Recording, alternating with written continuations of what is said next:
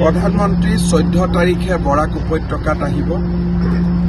পাঞ্চগ্ৰামৰ পৰা গুৱাহাটীলৈ বৰাপানী হৈ গুৱাহাটীলৈ যিটো এক্সপ্ৰেছ হাইৱে বনিব 4.5 ঘণ্টাত আমি গুৱাহাটী গৈ পাম। সেই প্ৰকল্পটো তেওঁ আধাৰশিলা স্থাপন কৰিব। টেণ্ডাৰ হৈ গ'ল, ৱাইল্ড লাইফ বৰ্ডৰ ক্লিয়াৰেন্স হৈ গ'ল, লেণ্ড একুইজিশ্যনৰ কামো বহুতখিনি আগবাঢ়ি গ'ল। ৰাস্তাৰ কাম এতিয়া আৰম্ভ হ'ব। 14 তাৰিখে প্ৰধানমন্ত্ৰী ডাঙৰীয়াই কৰিব। শিলচৰ ফ্লাইঅভাৰৰো কৰিব আৰু এক্সপ্ৰেছ কৰিডৰো এয়াৰপৰ্টৰ এনভাইৰনমেণ্টেল ক্লিয়াৰেন্স যোৱাকালি আমি পাইছোঁ। এতিয়া হাতত সময় কম আছে। এনভাইৰনমেণ্টেল ক্লিয়াৰেন্স লোৱাৰ পিছত কেবিনেটলৈকে যাব লাগিব। আমি পুৰা এফৰ্ট লগাম। যদি নহয় আৰু এপ্ৰিলত ইলেকশ্যনৰ পিছত হ'ব, কিন্তু এফৰ্ট এটা থাকিব যে মাৰ্চলৈকে আমি পাৰোঁ নেকি।